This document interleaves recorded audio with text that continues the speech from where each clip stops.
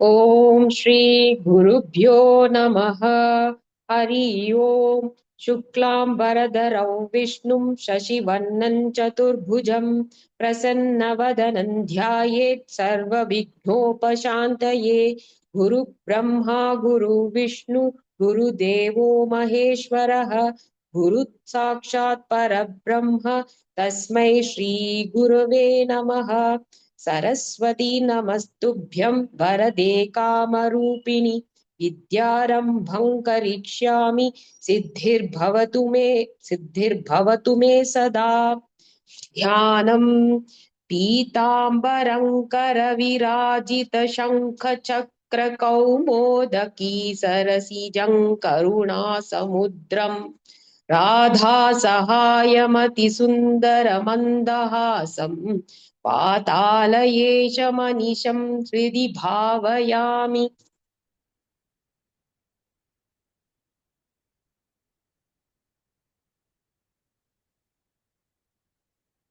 ॐ नमो भगवते वासुदेवाय।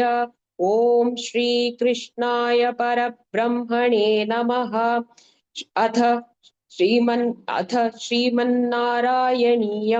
प्रथमं दशकं श्रीभगवन्महिमानुवर्णनम्।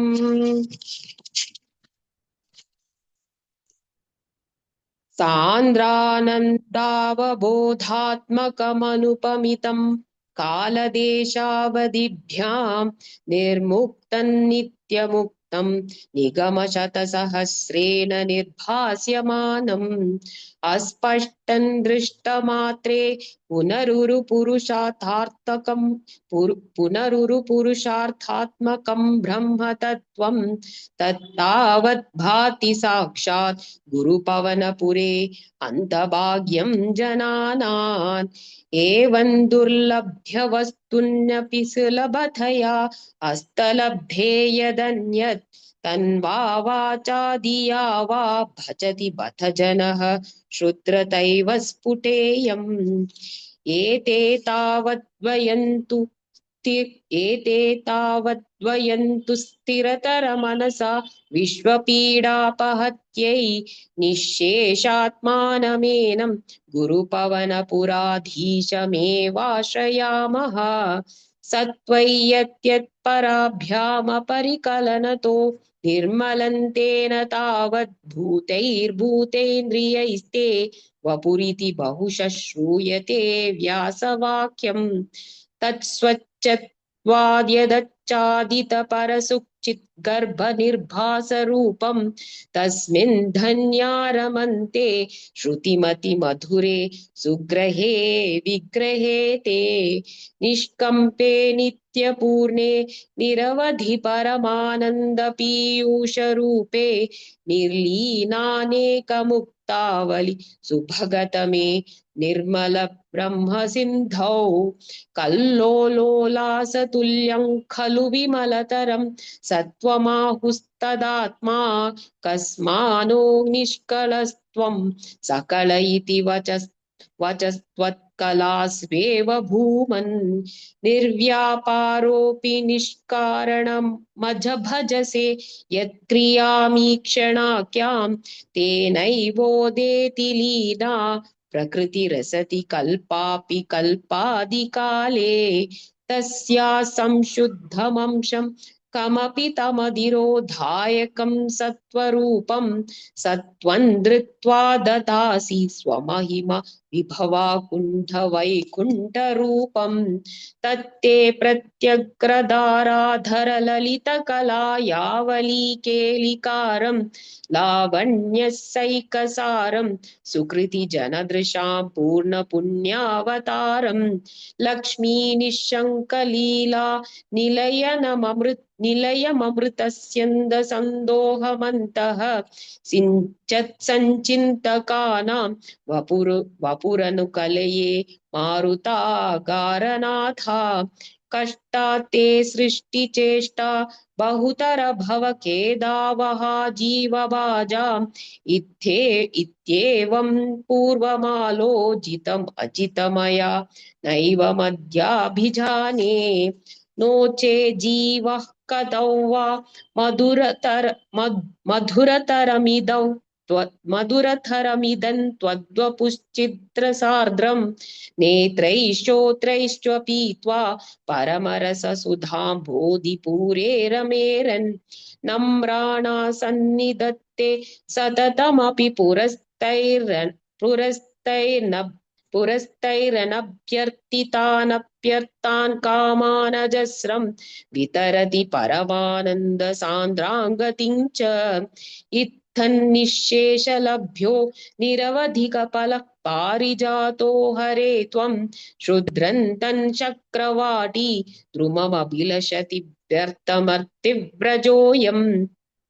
कारुण्यात् काममन्यन् ददति खलु परे स्वात्मदस्तौ विशेषात् ऐश्वर्यादीशतेने जगति परजने स्वात्मनोऽपीश्वरस्त्वं त्वय्युच्चैरारमन्ति प्रतिपदमधुरे चेतना स्फीतभाग्याः त्वञ्चात्मा राम एव्येत्यतुलगुणगणाधार शौर्ये नमस्ते ऐश्वर्यं शङ्कराधीश्वर विनयमनं विश्वतेजोहराणां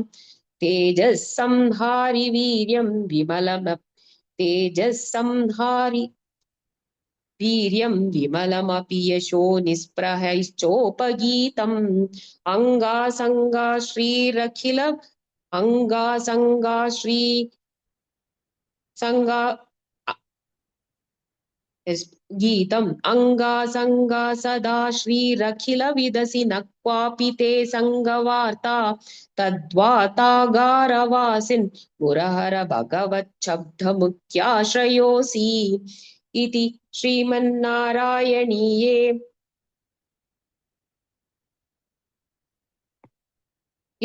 श्रीमन्नारायणीये भगवन्महिमानुवर्णनं नाम प्रथमं दशकं समाप्तं नारायणाखिलगुरो भगवन्नमस्ते नारायणाखिलगुरो भगवन्नमस्ते अथ द्वितीयं दशकं श्रीभगवद्रूपवर्णनम् सूर्यस्पर्धिकिरीटमुत्थिलकप्रोद्भासि फालान्तरं कारुण्याकुलनेत्रमाद्रहसितोल्लासं सुनासापुटं गण्डोद्यन्मकराभकुण्डलयुगं कण्डोज्ज्वलत्कौस्तुभं त्वद्रूपवनमाल्यहारपटल श्रीवत्सदीप्रं भजे केयूराङ्गदकङ्कणोत्तममहारत्नाङ्गुलीयाङ्कित श्रीमद्बाहु च दुष्कसङ्गतगता शङ्खारि पङ्केरुहां काञ्चित् काञ्चन काञ्चिलाञ्चिलसत् पीताम्बरालम्बिनी आलम्बे विमलाम्बुजद्युतिपदां मूर्तिं तवार्तिच्छिदम् यत्रैलोक्यमहीयसोऽपि महितं सम्मोहनं मोहनात् कान्तं कान्तिनिधानतोऽपि मधुरं माधुर्यदुर्यादपि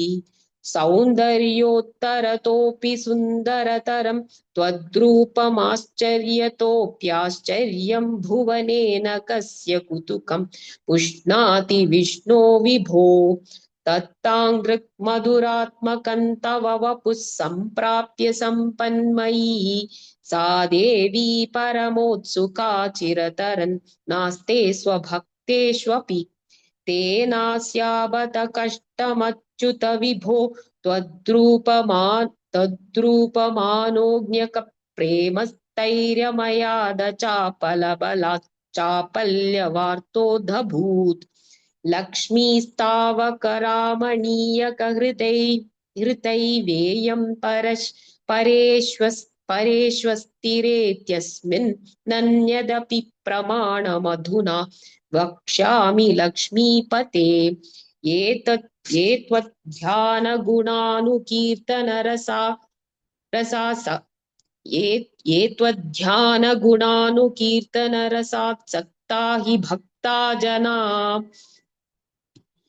जनाः द्वेष्वेषा वसति स्थिरैव दयितप्रस्तावदत्तादरा एवं भूतमनोज्ञता नवसुधा निष्यन्दसन्दोहनम् त्वद्रूपं परचिद्रसायनमयं चेतोहरं शृण्वताम् सद्यः प्रेरयते मतिं मदयते रोमाञ्चयत्यङ्गकम् यासिञ्चत्यपि शीतबाष्पविसरैरानन्दमूर्च्छोद्भवैः एवं भूततया हि भक्त्यभिहितो योगस्य योगद्वयात् कर्मज्ञानमयाद् भृशोत्तमतरो योगीश्वरै गृह्यते सौन्दर्यैकरसात्मके त्वयि खलु प्रेम प्रकर्षात्मिका भक्तिर्निश्रममेव विश्वपुरुषैर्लभ्या रमावल्लभा निष्कामन्नियतः स्वधर्मचरणं यत्कर्मयोगाभिधम् तद्दूरेत्यफलैर्यदोपनिषत् ज्ञानोपलभ्यं पुनः तत्त्वव्यक्ततया सुदुर्गमतरं चित्तस्य तस्माद्विभो त्वत्प्रेमात्मकभक्तिरेव सततं सा स्वादीयसी श्रेयसी अत्यायासकराणि कर्मपटलान्याश्चर्यनिर्यन्मला बोधे भक्तिपथे तवाप्युचितताम् मायान्ति किं तावता क्लिष्ट्वा तर्कपथे परन्तव वपु ब्रह्माख्यमन्ये पुनः चित्तादृत्वमृते विचिन्त्य बहुभिः सिद्ध्यन्ति जन्मान्तरैः त्वद्भक्तिस्तु कथारसामृतजरी निर्मज्जनेन स्वयं सिद्ध्यन्ति विमलप्रबोधपदवी मक्लेशतस्तन्वती सद्यः सिद्धिकरी जयत्ययि विभो सैवास्तु मे त्वत्पद प्रेम प्रौढिरसाद्रता द्रुततरं वातालयाधीश्वर इति श्रीमन्नारायणीये श्रीभगवद्रूपवर्णनं नाम द्वितीयं दशकं समाप्तं नारायणाखिलगुरो भगवन्नमस्ते नारायणाखिलगुरो भगवन्नमस्ते अथ तृतीयं दशकं भक्तस्वरूपवर्णनं भक्तिप्रार्थना च पठन्तो नामानि प्रमदभरसिन्धौ निपतिताः स्मरन्तो रूपं ते वरद कथयन्तो गुणकथाः चरन्तो ये भक्तास्त्वयि खलु रमन्ते परममून् अहं धन्यान् मन्ये समधिगत सर्वाभिलषितान् गदक्लिष्टं कष्टं तव चरणसेवारसभरेऽप्यनासक्तं चित्तं भवति बत विष्णो हृदया भवत्पादाम्भोजस्मरणरसिको नाम निवहान् अहं गायं कुहचन विवत्स्यामि विजने कृपा ते जाता चेत् किमिव न हि लभ्यन्तनुभृताम् मदीयक्लेशौघ प्रशमनदशा नाम कियती न के लोकेऽस्मिन्न निशमयि शोकाभिरहिताः भवद्भक्ता मुक्ता सुगगतमसक्ता विदतते मुनिप्रौढारूढा जगति खलु रूढात्मगतयः भवत्पादाम्भोजस्मरणविरुजोरारदमुखाः चरन्तीश स्वैरं सततपरिनिर्भात परचित् सदानन्दाद्वैत प्रसर परिमग्नाः किमपरम्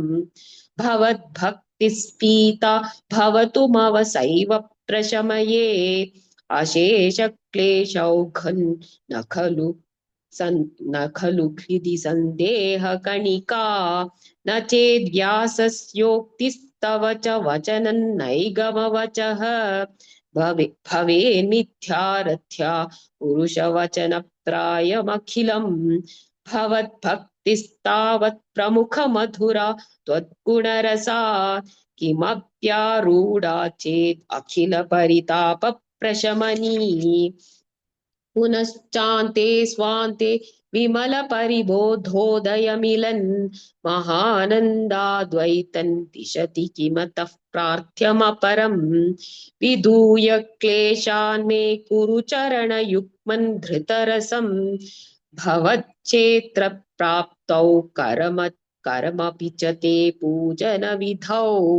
भवन्मूर्त्यालोके नयनमथ ते पादतुलसी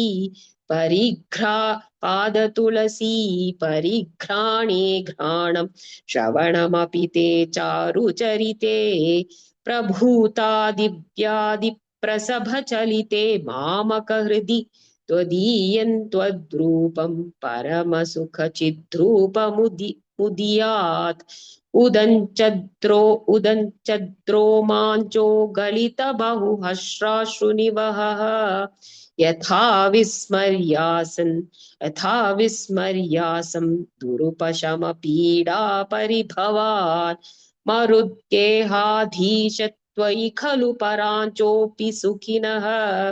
भवत्स्नेही सोऽहं सुबहु परितप्ये च किमिदम्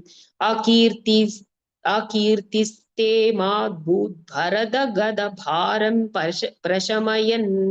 भवद्भक्तो तं झटिति कुरु मां कंसदमन किमुक्तैर्भूयोभिस्तव हि करुणा यावदुदीयादहं तावद्देव प्रहितविविधार्थप्रलपितः पुरः क्लिप्ते पादे वरद तव नेष्यामि दिवसान् यथाशक्तिं व्यक्तन्नतिनुति निषेवा विरचयन् इति